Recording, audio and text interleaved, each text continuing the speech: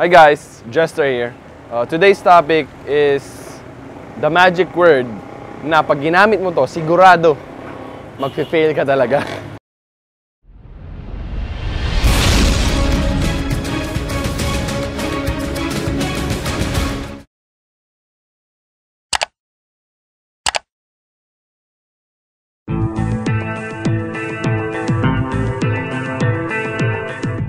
Meron ako nakitang observation between successful and unsuccessful people. Merong magic word na ginagamit ang mga unsuccessful people. And once they use this word, they immediately fail. Itong word na to is very dangerous and you should really watch out na wag mo tong gagamitin kung ayaw mo mag-fail. Prior to doing networking, I always use this word. And sa school dati, hindi talaga ako naging ganun ka-successful. Hindi ako naging top sa class because I always use this word. When I do my assignments, when I study for quizzes, I always use this word. Kaya, ayun, I failed. And the magic word is tomorrow or bukas. Maraming mga tao, lagi nilang sinasabi, bukas, attend na ako ng orientation or bukas, mag-attend na ako ng training or bukas, magda-diet na ako, bukas, mag-gym na ako, bukas talaga, magbabagong buhay na ako, bukas, hindi na ako mag-yosi, hindi na ako iinom, bukas, mag-invite na ako, bukas, magpo-prospecting na ako, bukas, bukas at bukas.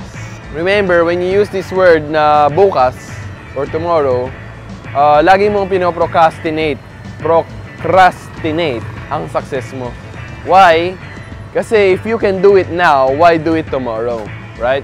One of the things na nakita ko sa mga successful people is they take immediate action. For example, meron silang naisip na strategy sa business nila or tools. They make sure na gawin nila ito kaagad. Dahil they know, pag dinilay nila ito, if they don't do it today, they won't do it tomorrow, they won't do it next week, next month, or next year. Sinasabi nila, oh, pag hindi na ako busy sa work, pag hindi na ako busy sa school, most of the time, it doesn't work out dahil they always use the word tomorrow, kung kailan ako libre. And ang totoo niyan, never ka maging libre. Lagi kang walang time. Instead of doing it tomorrow, you should do it now. Marami na akong videos ng mga how to invite, how to talk to prospects, how to start. Kung ikaw, lagi mo lang yung pinapanood, pero hindi ka nagtitake ng action, or lagi mo lang sinasabi sa sarili mo, gagayahin ko yung sinabi ni Jester bukas, or next week, or next month, asahan mo, hindi ka maging successful sa business na to. Lalo na yung mga taong gusto nilang kumita kaagad, pero lagi nilang ginagamit yung word na tomorrow, walang nangyari sa kanila. So eto, nanganganib na ang buhay ko, malapit na ako masagasaan para lang magturo sa inyo about the word tomorrow. Napansin ko, isa sa mga magandang trait sa mga leaders is taking immediate action. All of them who take immediate action, they really become successful. Just like yung sa akong leader, yung kapatid ko. Pag meron siyang nabasa sa book, dagdag nyo rin yun sa daily activities nyo, yung pagbasa ng book, pag-enrich ng mind. Dahil very important ito. Ina-apply niya kagad ito. She takes down notes, she applies it to her group. And nakita ko yung group niya mabilis talaga mag-grow. Kung mapapansin mo rin sa mga top earner, pag nagpapa-advise ka sa kanila, is lagi nila sinasabi, kailangan gawin mo to ngayon. Kung yung upline nyo or yung mentor nyo, merong binigay na assignment sa inyo, make sure na tatapusin nyo siya today. O nga pala, announcement.